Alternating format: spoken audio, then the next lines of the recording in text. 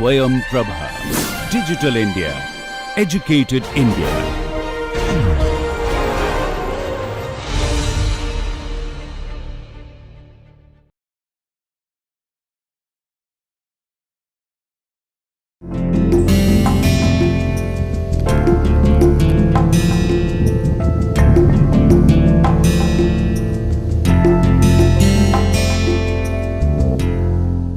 Let us start this lecture with a thought process, that is, our unwanted wants snatch away our peace of mind.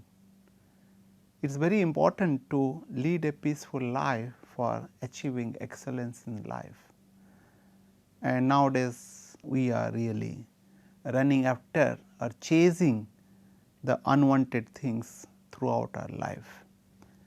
And let us recall what we learnt in the last lecture. In the last lecture we discussed about the multi-staging rocket engines or the vehicles, and we learnt why we will have to go for the multi-staging rocket engines, and three kinds of multi-stagings we have discussed, and we found out also how many number of stages one should use such that one can achieve the higher velocity and without really complicating the process. We learned that around 3 stages can be used for getting maximum benefit out of multi-staging. Today we will be discussing about the chemical propellants and also various kinds of propellant that is being used in the rocket engine. We will be discussing. A question might be coming to mind, what is a propellant? It can be really defined as the material or the substance that can propel a vehicle or a mass or an object. So, in that sense one can say that that should have certain amount of energy which will make it to propel, or so that it can have a motion. Even like your air at high pressure or any other liquid at a high pressure can be used as a propellant, although it may not undergoing the chemical changes. And we do use that in our case, like if you look at that air, high pressure air can be utilized, so also high pressure liquid. And chemical propellant is the one in which the chemical reactions will be taking place, releasing certain amount of heat, and can be converted into high pressure gas, which can be expanded in a nozzle to produce thrust. We have already discussed about it. Generally a question might be coming to your mind, what do you mean by chemical propellant? And chemical propellant basically consists of 3 major components. One is fuel, other is oxidizer and additives. Of course, we are aware about fuel and then oxidizer, but a question might be coming, why do we use additives and for what? As we go along, we will discuss about the additives and its utilization.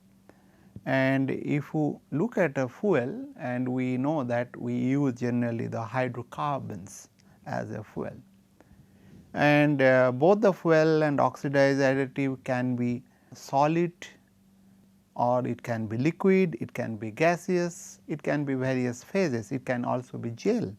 And all these fuel and oxidizer and additives, in other words the chemical propellant, has to be basically burnt and producing certain amount of energy such that high pressure temperature gas can be generated, which can be expanded in nozzle to produce the thrust. The example of fuel in case of rocket engine is basically hydrocarbon, hydrogen and polymer and cellulose and several of them. These are generic fuels, but various combination and then fermentation one can make various kinds of fuel. And oxidizer, of course, the oxygen is one of the important oxidizer, and which we use as a air in air breathing engines, but in case of non air breathing engine or the rocket engine, we will have to use oxygen, because as we are carrying the oxidizer along with the fuel. So, therefore, it is not advisable to really carry the air with the vehicle. And beside this, chlorine, fluorine, ammonium perchlorate, nitric acids, and several of them can be used as an oxidizer, we will see. And a question might be coming to your mind, what is the explosive, whether the propellant can be explosive, act as explosive. So, explosive could consist of chemical propellant. That means, it is a special kind of chemical propellant which will be have certain high burning rate, or it will be high energetic material. And keep in mind that in case of explosive, that it contains the fuel and oxidizer in a single mass, such that mixing between the fuel and oxidizer will not be a problem, it will be already mixed, and also it will be ignited, and it will leading to a very spontaneous chemical reaction, and which will be occurring at a very rapid rate as compared to the general chemical propellants. So, in other words, explosive is a chemical propellant that has inbuilt oxygen, as I had told you that it will be in a single component, sometimes in the single it will be mixed at the molecular level. And generally we will be discussing mostly about the chemical propellant. Sometimes some of the explosives which use as a propellant can also be discussed. And keep in mind that explosive can be divided in two categories, one is primary explosive, other is secondary explosive. And most of the propellant will be undergoing the deflagration, the combustion, which is a subsonic combustion. So, therefore, that is will be discussed in our lectures, and whereas the explosive undergoes the detonations. And similarly, the combustion can lead to the detonation, or deflagration can lead to the detonations, that is known as secondary explosive materials or explosion. So, a question arises, how to choose the propellant for a particular mission. In other words, what are the criteria for choosing proper propellant for a particular mission. So, we as we know that it will be having several of them, and one important one is the heat release rate. That means, the propellant must have a higher heat of combustion, so that you can have a high gas temperature. And we have already learnt that to get a higher exhaust velocity from a nozzle, we need to have a high temperature, and so also the high pressure. And the molecular mass of the propellant also is one of the important criterion has to be looked at, because of fact that lower molecular mass of the propellant can provide us, propellant means of the gases of the combustion gases, can provide us higher ISP. And beside this, the propellant density is also one important consideration, because the density of the propellant is higher, such that we can store the propellant in a smaller volume. We can store the large amount of propellant in a smaller volume, such that we can have a compact engine.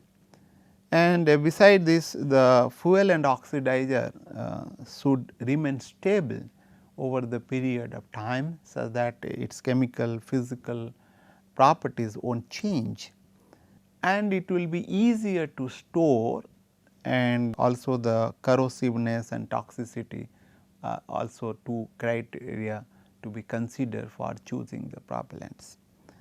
And last but not least is the cost, which is of course may not be important for military application, but however for civilian application the cost is very important, particularly in recent time as the number of missions are being increasing, particularly for in our country. So, therefore, it is important to choose the propellants as that cost will be minimized. So, let us look at general characteristics of chemical propellants and which will be valid for solid and liquid and the gel. And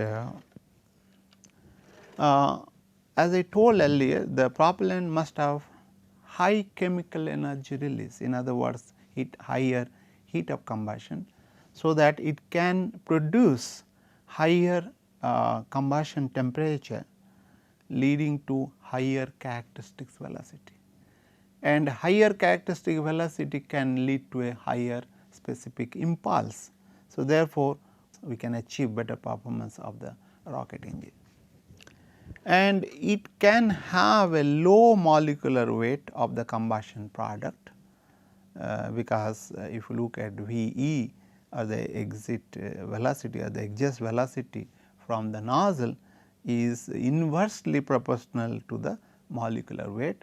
That means, smaller the molecular weight, exhaust velocity will be higher, and if the exhaust velocity from the nozzle is higher, then naturally the specific impulse produced by the rocket velocity will be higher.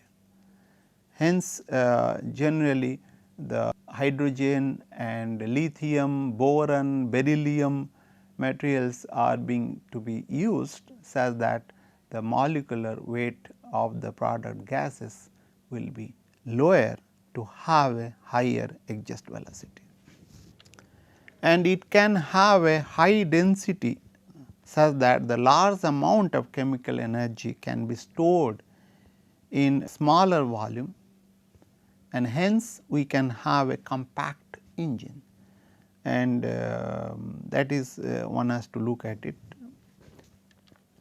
So, it is easy to ignite even under the low pressure condition, because we have seen the multi-staging. In case of multi-staging, ignition will be taking place at a high altitude and a high and low pressure, and keep in mind that it is very essential to ignite it quickly, otherwise it will miss the mission path which is supposed to be adhered to. So, then your target may be missed and then it will be really of not use. So, therefore, it is ignition is a very important part of the or criteria of the chemical propellants, and you might be aware some of the earlier failure in the spacecraft mission is attributed to the mal-ignition of the rocket engines, particularly during staging. And the propellant must be physically chemically stable with respect to time, otherwise it will be not much use, because of fact that suppose you have stored the solid propellant which will be used in a missile and it has been deteriorated and it has been physically or chemically damaged, then naturally when it is fired it not be performing well, and then your mission will be failure. So, one has to be kept in mind, generally the solid propellant is kept for years together. So, one has to choose the propellant such that it should have a higher stable life, and it must be smoke free and non toxic in nature. That means, the gases coming out due to the burning of the propellant from the nozzle must be smoke free or the non toxic in nature, because of fact that then it will be detected by the enemies and also it may affect the people and also environment. So, therefore, one has to choose the proper propellant, so that it will be propellant with having smoke free and non toxic in nature. And propellant will be chosen such that it is easy and less expensive to manufacture and handle during operations, so that it will be easier, and that is the one of the important thing. And easily available and having low price, so that you need not to depend on other countries, and also the cost will be of the operation will be reduced, and less prone to the explosion hazard. You might be aware that when this some of the propellant are being stored in places gets exploded, which is occurring nowadays in India, you might have heard, and which is very unfortunate, and we need to choose the propellant such that it will be less prone to the explosion hazard, as it may affect, it may spoil the not only the property, but also the human casualties. So, and another very important thing in modern time, particularly the propellant should have a low emission level. Otherwise, a lot of agencies have come up, they may not allow you to have this operation of rocket engines, because emission is a great concern which has threatened the life existence on this beautiful planet, that is Earth. So, if you look at this chemical propellants can be classified, as I told, there are various kinds of propellants people have developed. So, therefore, we will have to classify depending on the physical entity, that is, as I told, it can be solid, it can be gel, it can be gas, it can be liquid. So, if you look at, it can be also the gas,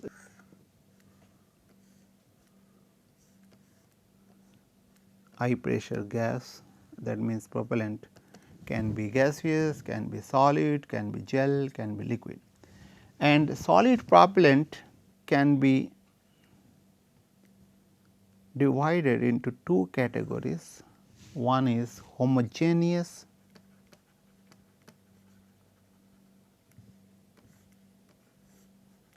and other one can be heterogeneous.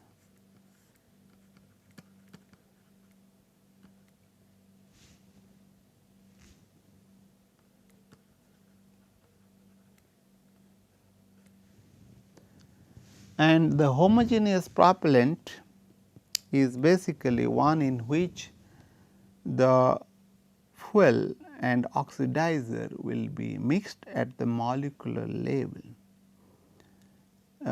whereas in heterogeneous the fuel and the oxidizer will be mixed at the physical level, right. And this homogeneous propellant divided into again three categories.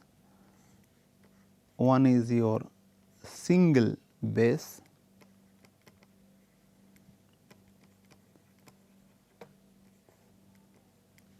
propellant, and other is your double base propellant,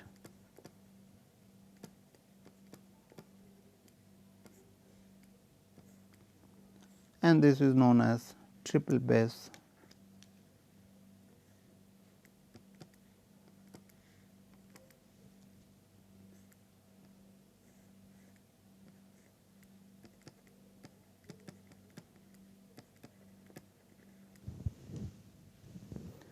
and single base. If you look at it, is basically, you can example I can give a nitrocellulose, we call it as a NC, nitrocellulose.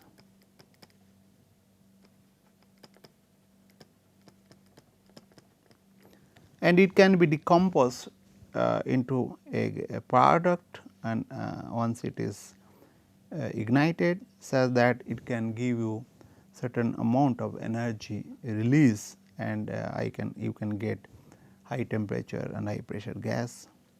And double base propellant is one in which both the fuel and oxidizer will be mixed together and kept as one propellant grain, and then it will be ignited.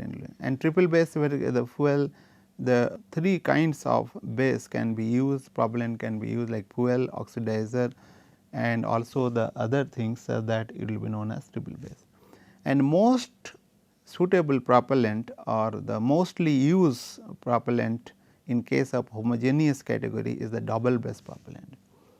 And in the example is the nitrocellulose and nitroglycerin are being used for producing a double base propellant.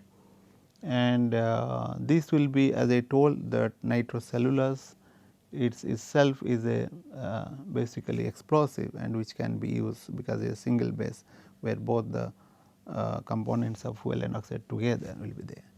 And double base propellant again can be divided into two categories. One is extruded double base EDB, and there is a CDB, that is your cast double base. This is your extruded double base propellant, and this is cast double base propellant. And this is the divided based on the method by which the grain is being produced from the propellant. And keep in mind that the heterogeneous is also known as composite propellant,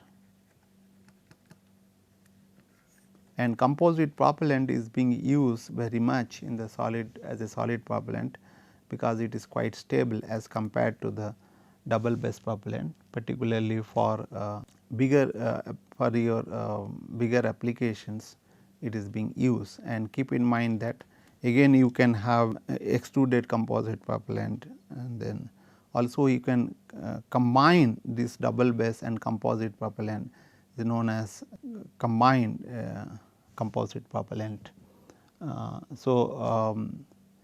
Keep in mind that various kinds of permutation combination one can have, and then we are having, and if you consider this heterogeneous combustion, it is also heterogeneous propellant is undergoes a pre-mix combustion type, and composite is a both the pre-mix and diffusion flame based combustion will be taking place.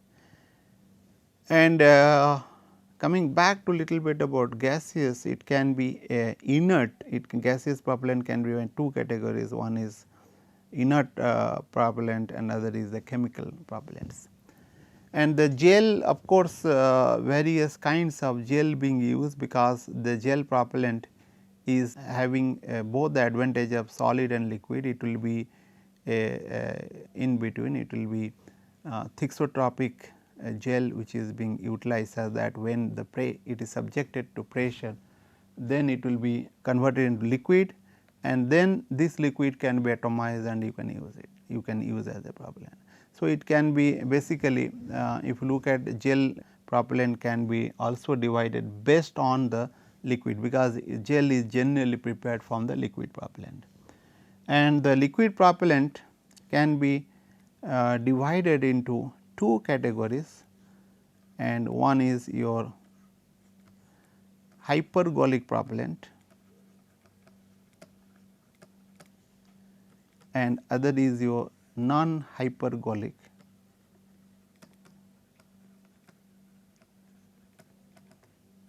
propellant. Hypergolic propellant means when the fuel and oxidizer will be mixed together, or then it will be undergoing the chemical reactions.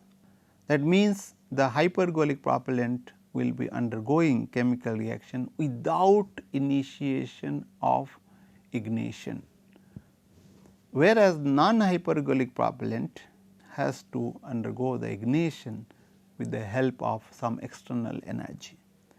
And this again will be divided into two categories. One is your monopropellant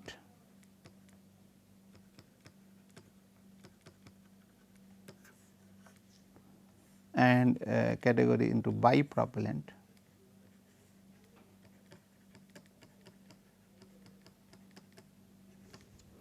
And the monopropellant, as the name indicates, that it is basically a single propellant where both the fuel and oxidizer will be there, and such that it can really undergoes the chemical reactions. Of course, maybe some of the catalyst will be used to initiate the ignition, and depending on whether it is hypergolic or non-hypergolic, and the monopropellant again divided into simple one and it is divided into another categories like your solid, it is a composite propellant. The simple one is you can think of something methyl nitrate, which will be undergoing decomposition whenever it will subjected to some kind of catalyst, and then you can get a high temperature high pressure gas. Composite, you can say amyl acetate or nitric acid or any other things which will be can be mixed together, can be used as a propellant.